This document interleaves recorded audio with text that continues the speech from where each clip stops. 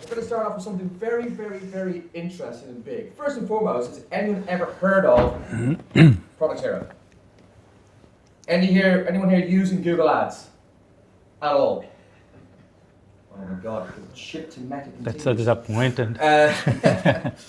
So first and foremost, we want to start by, you've got some big news to reveal. If you'd like to tell everyone what happened. Yeah, that's right. Maybe a good one. Alan just asked how many of you knew about Producthero. I saw about 20% of you knew about Producthero. I saw way less that were on Google Ads. Who of you knows a company called Channable? Yeah.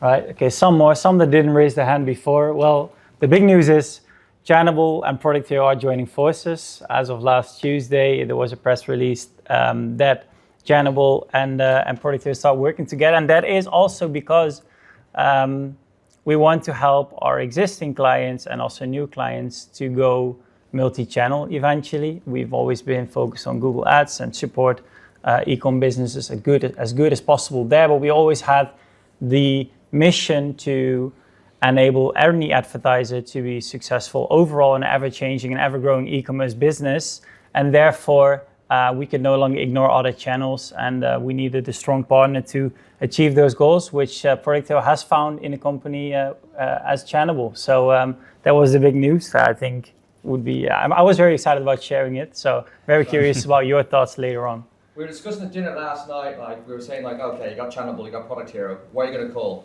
Who thinks that my idea is cool or shit? Put your hand if you think it's cool. Channel Hero. Come on! Hey. Okay, it's a shit idea, fine, we'll move on. So Octavio, we'll start with you, right? So, you're doing performance marketing over at Wolfgang Digital. Well, what actually brought you to work for Wolfgang Digital? Why them? And then how did that ultimately lead to you working for the Very Group as a big account? Yeah, so basically 8 years ago, I moved to Ireland to learn English. Yes, back then I couldn't speak a single word in English. And then I got a kitchen porter job because, I need to make money like everyone and survive while learning English. And then like a year later, I was in college studying full time while still working as a kitchen porter. And on top of that, I got an internship job. And during my internship, my director said, "Oh, I would like to sponsor you." Why I was really grateful is not as simple as that. The requirements are very similar to the UK in Ireland. So you needed to meet a certain criteria. And so I went through like the criteria, and there was digital marketing there. I said, okay, so let's learn about this. So I did a lot of courses. I took over the Google Ads account to manage practice and learn. And then I applied and got my first sponsorship. And then later I realized that I would really enjoy being responsible for increasing sales and making a real impact on the business. So I thought I wanted to work for the best. That's how I found Wolfgang Digital. So I applied, got a job, and yeah, that's how I ended up there. Nice. So obviously you're working on the Very Group, which is a massive account. Yeah. What are some of the key challenges and advantages of managing Google Shopping at that scale? So I'm gonna pick one example. So every year PlayStation is being launched during the Black Friday, which is excellent for us because Very Group sells not only fashion, which is like their main one, but they also sell fashion, home products, electricals. And during the Black Friday, we were always surfing the wave because there was the launch for PlayStation 5. Last year, there wasn't. So we needed to change the strategy really quickly. So what we did, we saw that home products were trending positive. So we kill our ROAS and we won in margin. So basically, this is a big advantage for working in big companies like this. But it's also a challenge because if we weren't quickly to make that decision, we would be losing like the most important part for every single retailer, which is the Q4, specifically Black Friday. Nice. So CSS partners like Producthero say that you can save up to 20% by switching from Google's own CSS. But what's the theory behind it? What's the practical way to measure that, and how do you test if it's truly working? So Seb, I'll flip that over to you. Why would anyone use your services? Yeah, I think what the actual effects of it are best to be answered by Octavio. What I'd say is that we stick to that 20%. We stick to that since the day that we've launched, and when Google was also openly sharing that information. We can stick to it because we keep on testing, because we get that question quite a lot. Like, how is it possible that just by switching a partner and I'll pay someone €39 a month, I'm saving up 20% on £1,000, £10,000, £100,000 a month? And that's why we offer a 30-day trial for them to check and see what it does. It's not that easy that you can just see a 20% difference on your bill by the end of the month. It is going to show in extra clicks, hopefully extra conversions. Sometimes it's just extra impressions, not extra clicks, because that extra volume that you've gained may be not the volume that you were looking at after all, but it's definitely doing something. And then obviously where we've kind of strolled into is that once an advertiser is on that part, which is maybe a fun fact for you guys to know, is if you didn't know about this, don't worry, 70% of the business in UK that is active in Google Shopping Ads also don't know about this yet. So there's truly a competitive advantage for those that do make the switch, because you're kind of having a 20% top on all of your competition. What did it do for you guys? Yeah, just to add on that, so we are partner, but sorry, I had to test it to verify if it was actually true, because sounds amazing, just plug it in, get 20% off on your all clicks. So we set up 2 different CSS. So like the Google Shopping CSS and the Product Hero CSS, we run the same campaign, same configuration, targeting exactly the same product. So you're not actually competing with the other. So the product won't show twice, but you're not competing, like you're not inflating your CPCs by running those together. And it's 20% off, so we test and verify, which was really interesting. Nice. So some advertisers like exploring like multiple third-party CSS partners, right? So from your view, does it make strategic sense, or is it just creating unnecessary complexities, just confusing the overall aim, which is to get the best results as humanly possible? Yeah, I personally love having multiple CSS. We run 3 different CSS, because number one, like something could happen to your product feed, and no one wants your product feed being down for a specific date. Imagine your product being down like during Black Friday, Q4, not even Black Friday, just Q4. It's massive. Also, like how you're gonna effectively do A/B test to make sure you have the right campaigns. Every business is unique, so you need to test and verify to make sure that you have the right strategy. That's the main reason we have a multiple CSS for safety, for testing, and for safety and testing mainly. I'd like to say something about it, because we differ in opinion on this one. Obviously, if you manage a client like the Very Group, they have the ability to have a split into 2 CSS partners and run these tests, because they got lots of product, huge amount of advertising budget, but not all advertisers do. And don't get me wrong, if everyone in the market decided to have multiple CSSs, that will triple our overall business, and the opportunities we'll have. It makes my job a whole lot easier. But we would argue against it, especially if you're if you're a smaller brand that has less to spend. In these days where online marketing is all about automation, oversight, and try to steer as best as possible to campaign types such as Performance Max or Advanced Plus, you need to have as much as data as possible.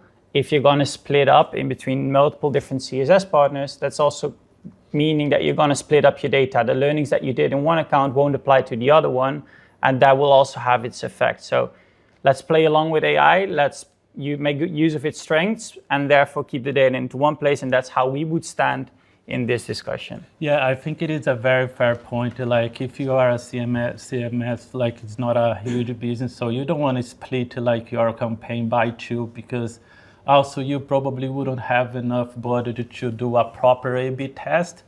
And also, like he was saying, like the merchant center, that's something we learn as well, that your merchant center keeps historical data.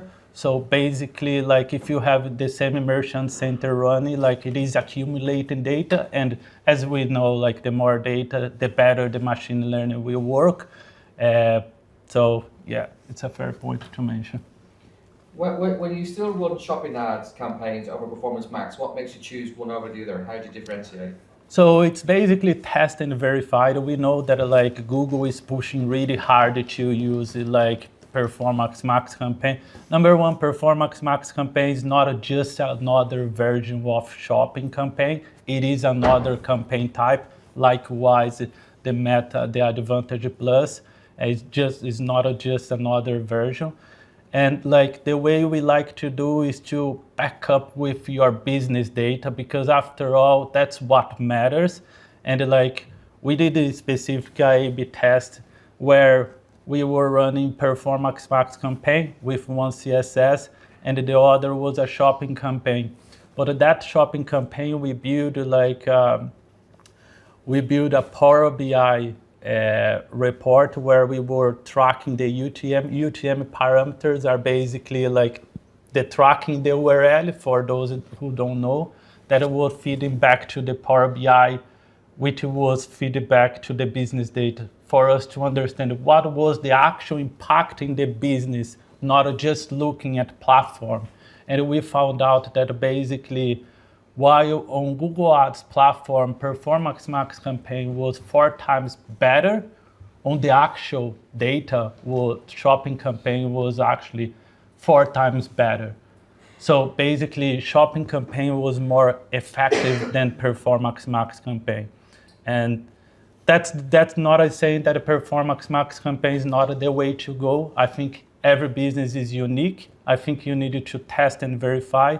Goes back also to small business. I think Performance Max campaign is a great option for a small business, but for bigger business, I think you need to test and verify, not rely on platform. Whether you're using Meta, TikTok, Google Ads, obviously, like if you are running just TikTok, just Meta, or just Google Ads, it's much easier for you to understand the actual effect on your business. But if you are running multiple channels at the same time at scale, I think you need to be very careful and not relying just on platform data.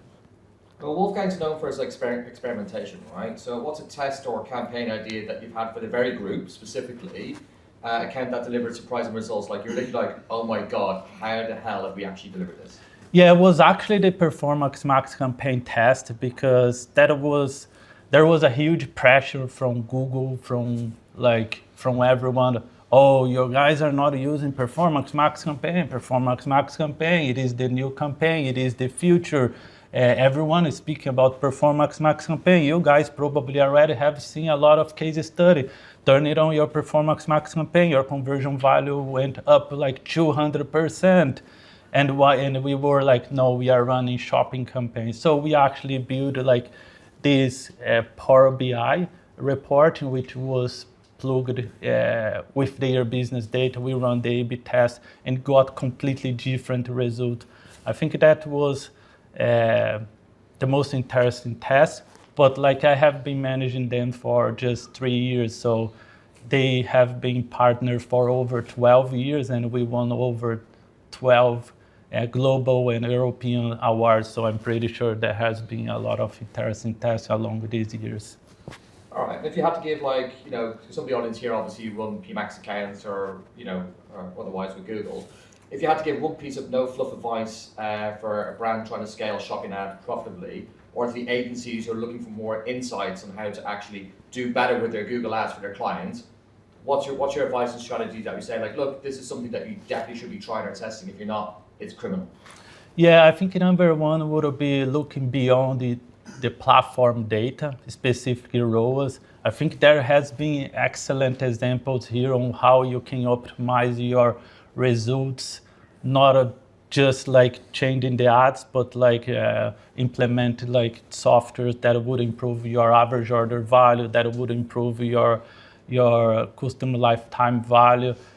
So I think it is really important to look beyond the platform. The number two would be invest in your product feed specifically, because that is the biggest one. For example, like in your product feed, you can add like return rates, you can add the profitability, you can optimize your titles. We both did a case study together, like specific for Very. Again, it is on their website, where we optimized the titles at scale using like the AI tool, and like the ROAS increased by 5%, while 5% doesn't seem to be massive, but like that really depends on how much you are spending, because ROAS is basically a calculation on your spend and like your returns, so that can be massive. And like adding like more attributes to your product feed enable us to optimize in the campaigns better. For example, if you have like return rates, profitability, ROAS doesn't speak about like shipping cost, your margins. If your margin vary from like 5% to 40%, so ROAS is not telling anything to you. But if you have the margins there, you are enabling like the agencies to do a much better job. Nice. One for you, Sem, because obviously you've been silent for the last few minutes. Last few questions. Trust me, I can hear some tummies grumbling. There is plenty of food out there for lunch. Besides the 20% CSS bid advantage, what are some of the other smart tactics you use to drive real performance in Google Shopping? We always go by 3 ranking factors that are important for your performance. That's obviously your bid, which the CSS discount is impacting, but also looking into what products are actually profitable, what products drive the revenue, what products could potentially do that, what products aren't doing anything at all. And we try to help advertisers in that part. And then next up is what we call product relevance, which is about optimizing your product feed. And this is a thing that everything we do, obviously we try to, it has to be applicable for 90% of our clients, and it has to be applicable by somebody who might also run their business, who's like the entrepreneur behind it all and runs also the e-commerce for it. So make it super easy, quick, controllable, but have all our knowledge and data in there. So doing product optimizations, preferably with AI. And then last but not least, if you have some pricing insights, then in shopping ads, that is super applicable for your performance, because it is what consumers also use to compare sellers and compare prices. So if you're priced above your competition, then rather not push too much of volume towards that product, but rather focus on products that are at the same price, or preferably even that are priced lower. So you use those for your shopping ads. Nice. Very last question, as is tradition. Each of you tell us what's been your biggest fuck-ups. That's what we're really here for. We want to know what's been shit, what you've been doing recently. Yeah, mine wasn't too funny. It's just like the default for Google Ads is targeting US when you download. So like my first campaigns, I supposed to be targeting Ireland, but was the whole US with with like 20 euros daily budget. I was trying to cover the whole US. I thought you were going to tell me you lost like 100 million for your client, but come on. No. Sam, your side? It wasn't 100 million, but it was definitely a very high number of missed revenue, because I suggested one of our clients, who are like the biggest seller in fashion online, to switch on a button that would got all of their global ads outside of the EU turned off for the entire day. So Jesus. It wasn't. Can you tell us? No. Right. I know you're all really hungry, so 2 questions quickly. Anyone?